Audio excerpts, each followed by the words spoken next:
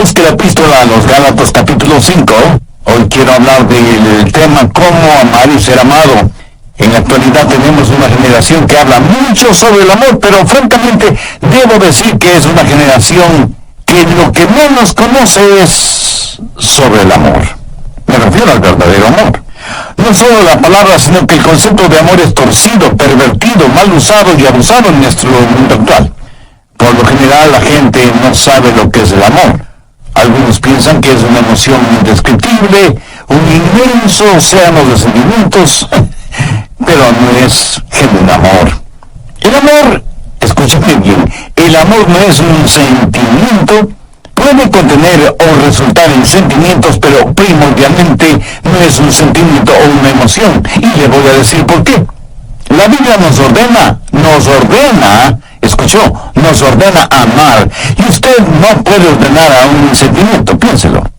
Así que la clase de amor de la cual estoy hablando no es un sentimiento, ni una emoción, ni una incontrolable pasión. No sé de dónde la gente ha sacado la idea de que el amor es algo que nos sucede, que somos víctimas del amor, que nos enamoramos y ese enamoramiento simplemente sucede como por generación espontánea. La Biblia dice, maridos, amad a vuestras mujeres. Por favor, note que esto no es una sugerencia, es una orden, porque el amor verdadero tiene que ser una decisión y una conducta. Usted puede escoger el amar, y cuando así lo hace, el amor no es primordialmente un sentimiento, sino algo que usted hace. La razón por la cual estamos tan confundidos en este mundo y en este asunto es que usamos una sola palabra para el amor. Los griegos eran más exactos y tenían varias palabras para hablar del amor. Por ejemplo, la palabra eros, raíz de palabras como erotismo, erótico, dan a entender la clase de amor que un hombre puede sentir por una mujer, y viceversa, y eso está bien. De hecho, es maravilloso, pero no es de eros de lo que estoy hablando. Aunque debemos amar a todos, no amamos a todos en forma erótica, y ni siquiera tengo que elaborar en este punto. Otra palabra griega para amor es fileo, que abarca lo que es el amor fraternal, la amistad, el compañerismo, la camaradería. En varios países del mundo hay ciudades que se llaman Filadelfia, o sea, amor fraternal. Y eso es muy positivo. Pero quiero centralizar mi mensaje en la palabra ágape, que tiene que ver con el amor divino, cómo tenerlo, cómo darlo, cómo recibirlo. Si usted quiere exhibir un diamante, lo pondrá sobre un terciopelo negro.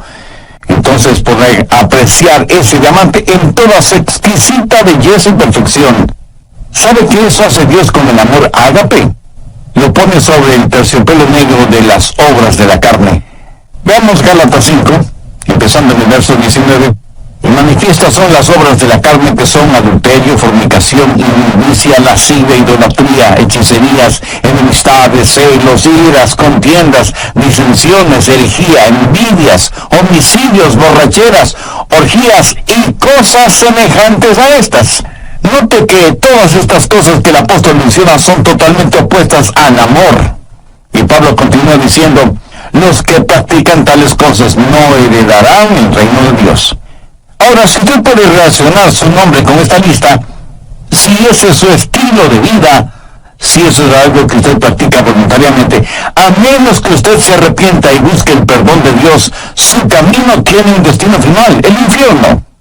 La palabra de Dios es completamente clara y tajante al respecto. Los que practican tales cosas no heredarán el reino de Dios.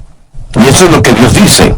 Esto no significa que usted como creyente no tropezará ni caerá. Pero aquí se habla de un estilo de vida, de algo que se hace voluntaria y frecuentemente. Y si usted no practica un estilo de vida cristiano, eso quiere decir que usted no es salvo. Veamos ahora los versos 22 y 23. Mas el fruto del Espíritu es amor, gozo, paz, paciencia, benignidad, bondad, fe, mansedumbre, templanza. Contra tales cosas no hay ley. Nunca habrá una ley que diga que no puede amar, que no debe ser bondadoso o que le prohíba ser humilde, ¿verdad? Pero sí hay leyes contra las obras de la carne, pero no hay leyes contra el fruto del Espíritu. Hay 9 cualidades en el fruto del Espíritu y vamos a estudiarlas tanto como nos sea posible. Pero no solo que vamos a ver el fruto del Espíritu, sino que nos vamos a examinar a nosotros mismos para saber si somos en realidad cristianos espirituales y maduros. Vivimos en una generación que habla mucho acerca de los dones del Espíritu, profecía, hablar en lenguas, sanidades. Parece que cada persona está diciendo, este es mi don espiritual, ¿cuál es el tuyo? Dios nos ha dado a cada uno de nosotros un don espiritual y necesitamos descubrir cuál es ese don y desarrollarlo y ponerlo en práctica. Pero escucha atentamente lo que voy a decir.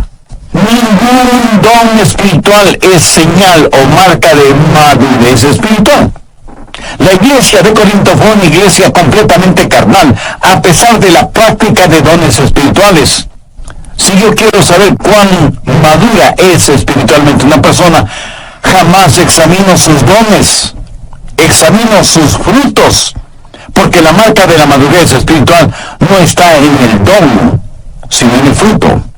Al describir ágape, el amor divino, debemos notar varias cosas. Primero, el amor tiene que ver con decisión y conducta. Segundo, la descripción de este amor. Tercero, el desarrollo de este amor. Y cuarto, el deseo por este fruto.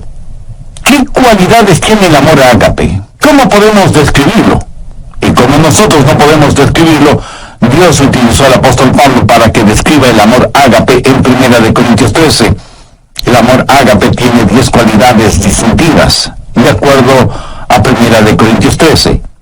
Si en su corazón y en su vida usted tiene estas 10 cualidades, entonces usted es un cristiano espiritualmente maduro. Primero, el amor ágape es sufrido. 1 Corintios 13:4, el amor es sufrido. El verdadero amor nos capacita para ser pacientes. Si usted es una persona impaciente, si dice, amé a tal persona hasta donde pude, pero ya no merece mi amor y por eso he renunciado a seguirla amando. Amigo, cuando usted deja de amar, ese momento es cuando usted menos se parece a Jesucristo. La Biblia dice que Jesús, habiendo amado a los suyos, los amó hasta el fin. El verdadero amor es sufrido, paciente. Perdona 70 veces 7, pero no se contenta con perdonar 490 veces, sino que sigue perdonando y perdonando y perdonando. ¿Por qué? Porque el amor es sufrido. Segundo, el amor ágape es benigno. ¿Y ahora qué es benignidad? Es servirnos los unos a los otros. No es servirnos los unos de los otros. Si nos amáramos, ¿qué haríamos los unos por los otros? Permítame ilustrar esto en primera persona. Si usted me ama, ¿qué es lo que me daría? No me daría lo que yo merezco, sino lo que yo necesito. Veamos Lucas 6, los versos 27 y 28. Pero a vosotros los que oís os digo, amad a vuestros enemigos, haced bien a los que os aborrecen, bendecid a los que os maldicen y orad por los que os calumnian. ¿Qué debemos hacer por nuestros enemigos? Amarles, ayudarles, ser bondadosos con ellos, orar por ellos. Y algunos de ustedes estarán pensando, pastor, yo no puedo hacer eso ni siquiera por mis amigos, menos lo voy a hacer por mis enemigos. Permítame hacer una pregunta. ¿Alguna vez lo ha tratado siquiera? Si alguien le ha hecho daño, ¿ha tratado usted de hacerle un bien? En otras palabras, ¿es usted para esa persona una bendición? Porque eso, mi amigo, es el amor ágape. Tercero, el amor ágape es sincero. El verso 4 dice, el amor no tiene envidia. Si usted es una persona envidiosa, celosa, es porque no ama a la persona que envidia o que cela. Si usted me envidia o yo le envidio, es porque ambos queremos las cosas que el otro tiene. Si yo quiero algo que es suyo, no me regocijaré de que usted lo tenga. Eso no es amar con sinceridad, así como no lo es que me disguste sobremanera cuando usted es alabado, cuando considero que su ganancia es mi pérdida. ¿De qué amor sincero podría estar hablando? El amor verdaderamente sincero se regocija cuando los demás son bendecidos y prosperados. Cuarto, el amor ágape no es jactancioso, más bien le capacita para que sea humilde, para que no sea vanidoso ni prepotente, ni mire a los demás por encima del hombro. La Biblia dice que no debemos considerarnos más que los demás. Busque Proverbios 21:4. Altivez de ojos y orgullo de corazón y pensamientos impíos son pecado. El orgullo y el genuino amor no pueden habitar en nuestro corazón al mismo tiempo.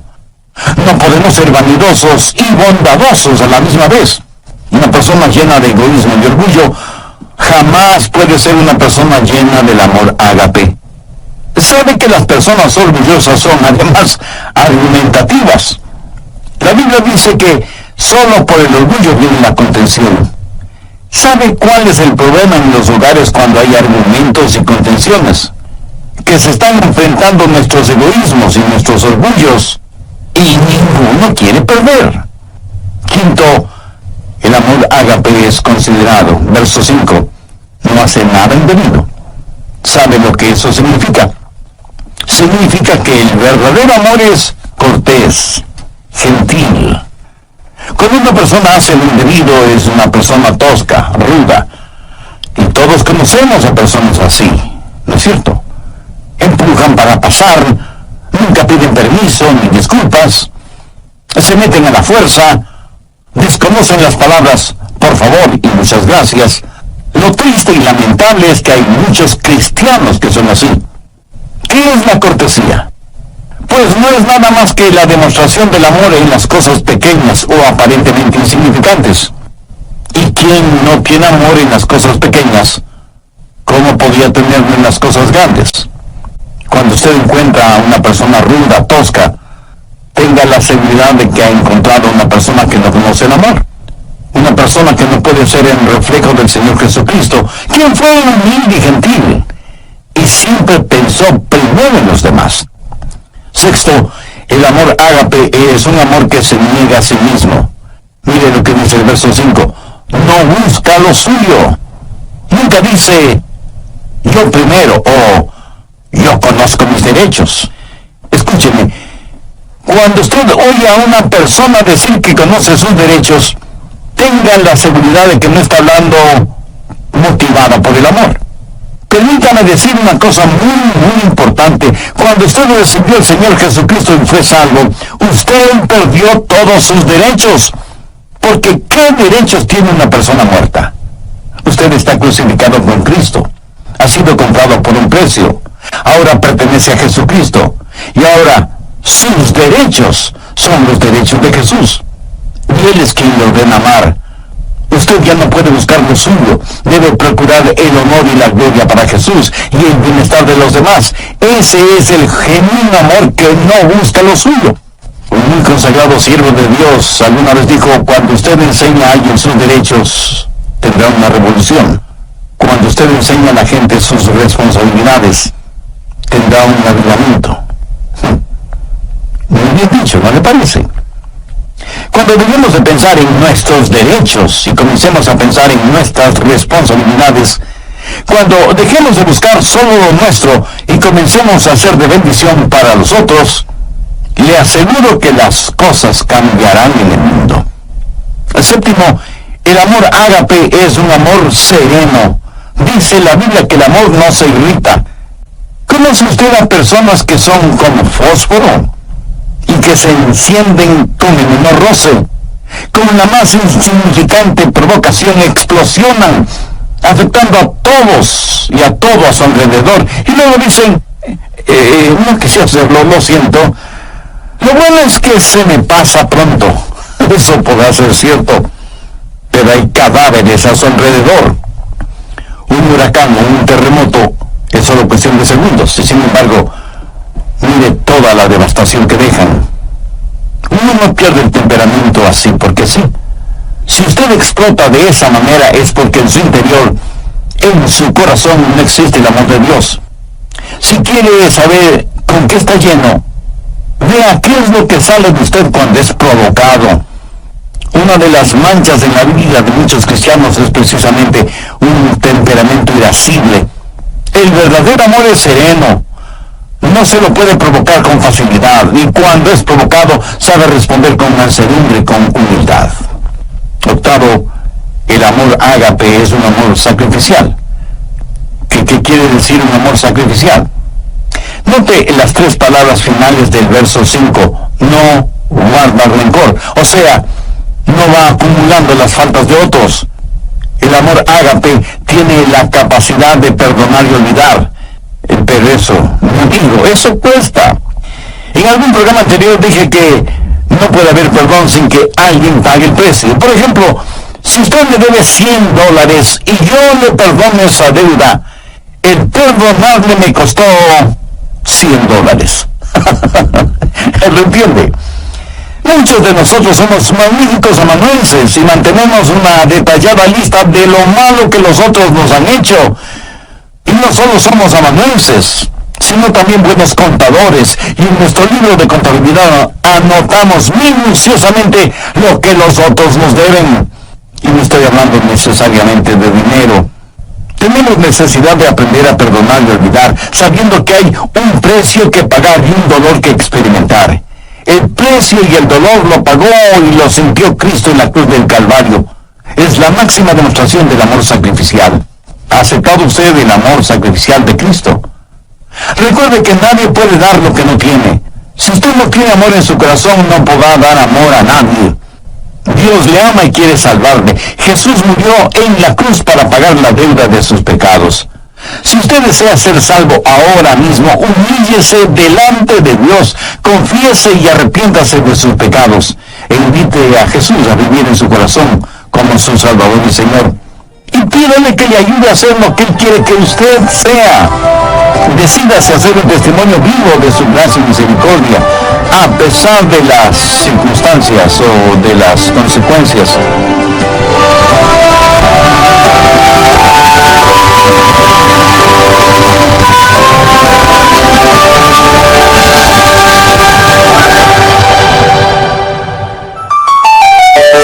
El Dr. Rogers nació y creció en el estado de la Florida, tierra de frutos cítricos por excelencia, y él cuenta que en su casa tenían árboles ornamentales de naranjas agrias.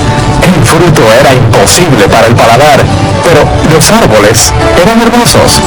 Y él, con experiencia, relata lo siguiente: se necesita mucha paciencia y mucho trabajo para lograr que al fin esos árboles produzcan naranjas dulces. Ahora, suponga que usted tiene un árbol de naranjas agrias, pero quiere que dé naranjas dulces. ¿Qué puede hacer? Bueno, puede podar el árbol. ¿Piensa que eso es suficiente para tener naranjas dulces? No. Entonces, se le ocurre una idea genial. Va a trasplantar el árbol. Lo va a trasplantar de un lado del terreno al otro lado. Como aplicación diré que muchos trasplantan el árbol de sus vidas de una iglesia a otra iglesia, pero siguen siendo cristianos agrios. Y el cambiar de membresía es como cambiar un cadáver de una tumba a otra. Perdonen esta comparación un poco esquelética. Alguien dijo que uno puede saber cuántas semillas hay en una manzana, pero solo Dios sabe cuántas manzanas hay en una semilla. Absolutamente cierto. El fruto se origina en él. Nosotros solo lo llevamos. Hola, les saluda Irving Gravelo. Gracias por su sintonía al programa de hoy. Sea bienvenido y bienvenida a El Amor que Vale. Por favor, mantenga su Biblia abierta en Gálatas 5, porque hoy continúa el estudio Cómo amar y ser amados. Ahora les presento al Dr. Adrián Rogers en la voz del pastor Lenín de Llanón. Desde el programa anterior comenzamos a estudiar lo relacionado con el fruto del Espíritu, teniendo como base bíblica Gálatas 5, versos 22 y 23, y hemos visto 8 de las 10 características de ese fruto. Primero, el amor es sufrido. Segundo, es benigno. Tercero, es sincero. Cuarto, no es jactancioso. Quinto, es considerado. Sexto, se niega a sí mismo. Séptimo,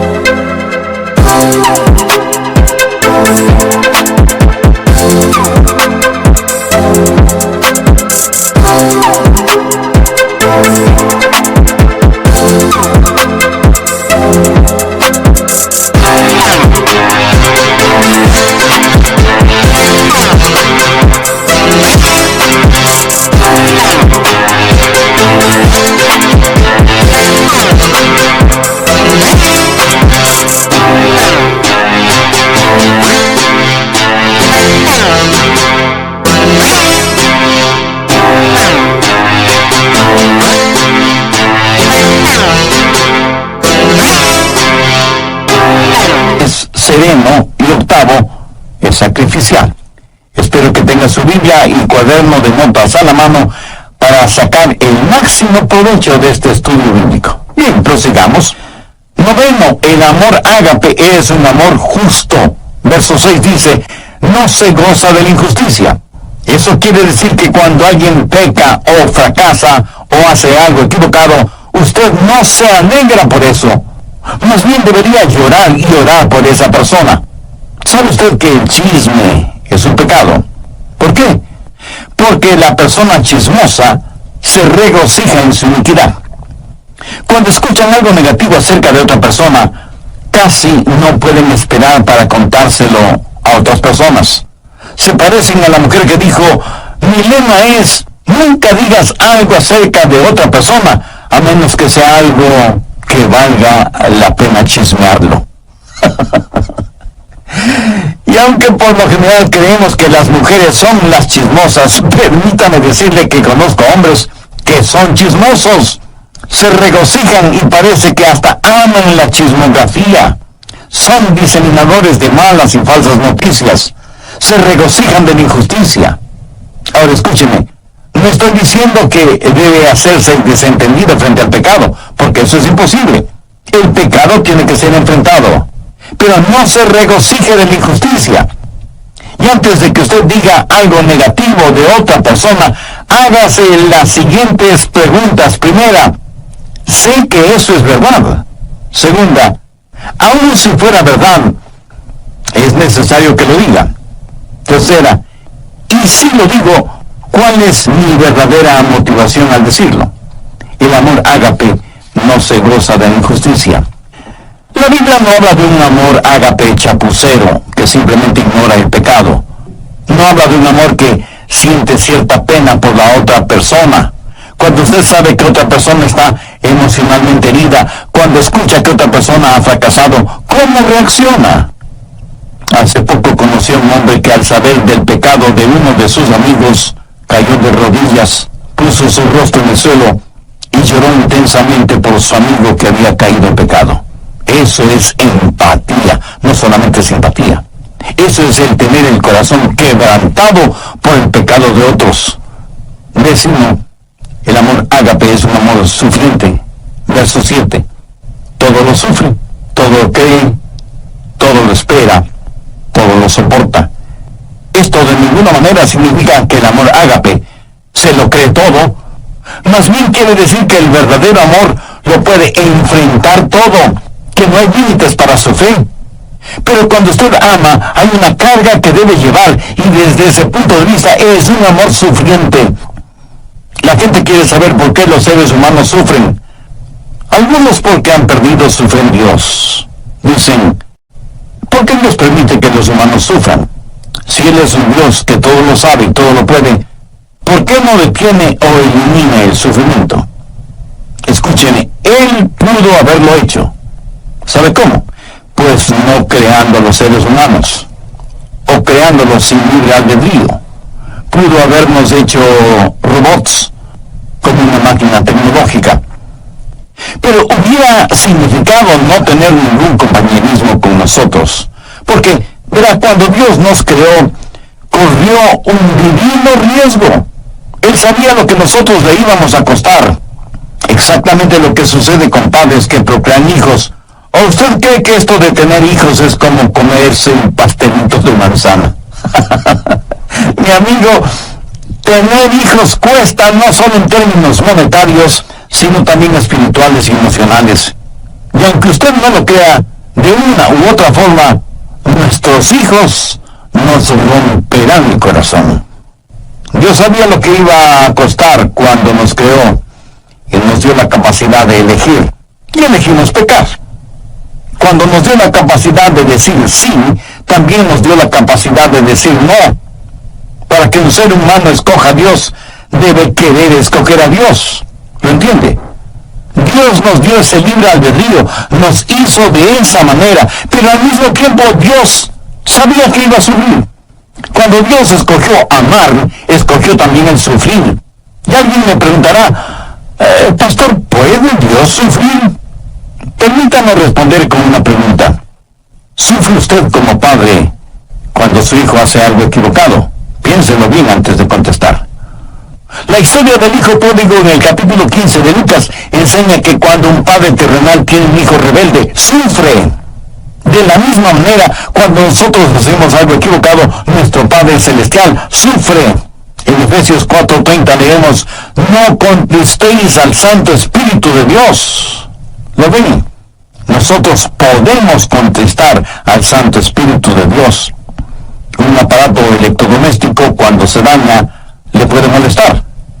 Pero solo sus hijos. No sufre el Señor Jesucristo. Cuando Pablo se encontró con Jesús en el camino a Damasco, ¿qué le dijo Jesús? Saulo, Saulo, ¿por qué me persigues? La respuesta de Pablo, si el asunto no fuera tan serio, sería casi infantil. Le dijo que no le perseguía a él, a Jesús, sino a los cristianos. Escúcheme, cuando usted persigue al cuerpo, también persigue la cabeza. Cuando el cuerpo sufre, la cabeza sufre, y Jesús fue perseguido. Cuando una novia es infiel, impura, y no le presta ninguna atención al novio, ¿cree usted que el novio sufrirá? Le puedo asegurar que sí. ¿Quién es la novia? La iglesia. ¿Quién es el novio? El Señor Jesús. Cuando la novia sufre, el novio sufre también. Y cuando el novio decide amar a la novia, también decide sufrir. Y algunos dirán, pero Dios es Dios. Él no tiene que sufrir. Ciertamente, Él no tiene que sufrir, pero Él escogió sufrir. ¿Por qué? Déjenme mostrar este punto. Supongo que usted y su cónyuge van a tomar las vacaciones soñadas toda una vida.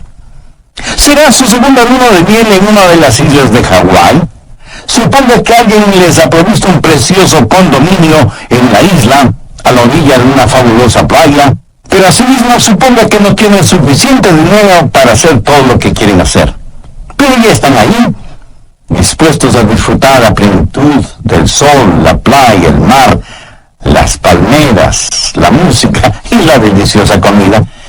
Supongo que más o menos a las 6 horas de estar en la isla, en el continente, uno de sus nietos es golpeado por un automóvil y las preguntas surgen de inmediato. Debemos llamar a los abuelos para avisarles. Debemos interrumpir sus tan anheladas vacaciones. Ahora, ¿cuántos abuelitos y abuelitas que me están escuchando dirían, prefiero no saber nada y que me dejen disfrutar de mis vacaciones? ¿Cuántos tendrían la actitud de, si algo malo sucede, sea lo que sea, no queremos saberlo? No queremos que nada arruine nuestras vacaciones. Le puedo asegurar que antes de viajar rumbo a Hawái, usted habrá dicho a sus hijos y demás familiares, si algo sucede, llámenos de inmediato. Si algo podemos hacer desde allá, lo haremos. Y si no, regresaremos en el próximo vuelo. Eso es lo que hace el amor sacrificial. Las necesidades de los otros están o deben estar por encima de nuestras satisfacciones personales. Porque cuando usted se preocupa de las necesidades de los demás, sentirá una satisfacción personal indescriptible. Tercero, el desarrollo de este amor. Busque Gálatas 5:19. Habla de las obras de la carne. Las obras de la carne son naturales. Las obras del Espíritu son sobrenaturales. Las obras de la carne es lo que hace el pecado en nosotros. El fruto del Espíritu es lo que Dios hace por medio de nosotros. Esta clase de amor no la podemos producir por nosotros mismos, pero es la clase de amor que debemos llevar. En Juan 15:5 leemos que Jesús dijo, yo soy la vid, vosotros los pámpanos, separados de mí nada podéis hacer. Note que Jesús no dice que nosotros produciremos esta clase de amor. Romanos 5:5 es un versículo muy interesante, porque el amor de Dios ha sido derramado en nuestros corazones por el Espíritu Santo que nos fue dado. ¿Lo ve? Aquí se está hablando de un amor sobrenatural, el amor que proviene de la vid, se esparce en los pámpanos y produce el fruto. ¿Lo entiende? Usted no produce el fruto, solamente lo lleva. Yo nací y fui criado en la Florida, tierra de frutos cítricos por excelencia. En casa teníamos árboles ornamentales de naranjas agrias. El fruto era imposible para el paladar, pero los árboles eran hermosos. Y se necesita mucha paciencia y mucho trabajo para lograr que al fin esos árboles de naranjas agrias produzcan naranjas dulces. Ahora suponga que usted tiene un árbol de naranjas agrias, pero quiere que dé naranjas dulces. ¿Qué puede hacer? Bueno, podría podar el árbol. ¿Piensa que eso es suficiente para tener naranjas dulces? No. Entonces se le ocurre una idea genial. Va a trasplantar el árbol, lo va a trasplantar de un lado del terreno al otro lado. Como aplicación diré que muchos trasplantan el árbol de sus vidas de una iglesia a otra iglesia, pero siguen siendo cristianos agrios. Y el cambiar, cuidar el nivel de humedad de la tierra, que no le falta agua ni fertilizantes, y por último, cambiarle de nombre. Ya no se llamará árbol de naranjas agrias, sino árbol de naranjas dulces. Y para ayudarle al árbol a que produzca naranjas dulces, usted amarra en sus ramas varias deliciosas y dulces naranjas, esperando que esas ricas naranjas motiven al árbol a dar naranjas dulces. Y muchos de ustedes me dirán con toda razón que nadie, por ignorante que sea en cuestión de árboles frutales, haría una tontería así. Mi amigo, no es asunto de trasplante, ni asunto de podar el árbol, ni de fertilizarlo, ni de cambiarle de nombre, ni de amarrar en sus ramas buenos frutos, que solo serán decorativos. Es la naturaleza del árbol la que debe ser cambiada. Cuando ese árbol se ha injertado en un árbol bueno, la naturaleza de ese árbol será cambiada, porque recibirá una naturaleza que no es la suya propia, pero tendrá que aprender a llevar el fruto de su nueva naturaleza. La Biblia dice que cuando somos salvos, somos participantes de la naturaleza divina. La naturaleza de Dios viene a nosotros. Pero esa es la clase de amor que no es el fruto de las obras de la carne, raíz de amargura, sino que es el fruto del Espíritu, es la naturaleza del Dios Todopoderoso que ha sido injertada en usted, en mí, en nosotros. Cuarto, el deseo por este fruto. ¿Para qué sirven las frutas? Pues para comérselas, y mientras más frescas y al natural, mucho mejor. ¿Han notado que las frutas despiden una fragancia extraordinaria? Uno puede reconocer una fruta solo por el olor, aún antes de mirarla o palparla. Imagínese ahora la bendita fragancia del fruto del Espíritu. ¿Sabe lo que el mundo necesita este mismo momento?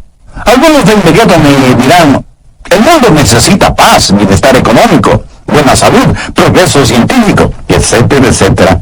Y aunque todo eso es verdad, el mundo lo que más necesita, sin embargo, es la realidad del fruto del Espíritu. Esa es la única manera de amar y ser amado. Cuando usted permita que el Señor habite en su humanidad y demuestre su deidad a través suyo, no será un amor humano el que usted exhiba, sino que será un amor divino. No será su vida la que viva, sino la vida de Jesús en usted. Su vida tendrá la fragancia de nuestro Señor Jesucristo. Anote al margen Efesios 5:2. Andad en amor, como también Cristo nos amó y se entregó a sí mismo por nosotros, ofrenda y sacrificio a Dios en olor fragante. ¿De dónde sale todo ese fruto? De una semilla muy pequeña. ¿Cómo es que se esparce el cristianismo? Cuando entendamos que la semilla está en el fruto, cuando empecemos a vivir Gálatas 5:22 y 23, más el fruto del Espíritu es amor, gozo, paz, paciencia, benignidad, bondad, fe, mansedumbre, templanza, entonces empezaremos a reproducirnos. Permita que el Espíritu de Dios hable a su corazón ahora mismo. Usted puede ya ser salvo, pero ha caído, ha tropezado, y se ha vuelto tan carnal que ha dejado de llevar su fruto espiritual. En Lucas 6, versos 44 y 45 leemos, porque cada árbol se conoce por su fruto, pues no se cosechan higos de los espinos, ni de las zarzas se vendimia uvas. El hombre bueno del buen tesoro de su corazón saca lo bueno, y el hombre malo del mal tesoro de su corazón saca lo malo, porque de la abundancia del corazón habla la boca. ¿Quiere orar una sencilla oración conmigo?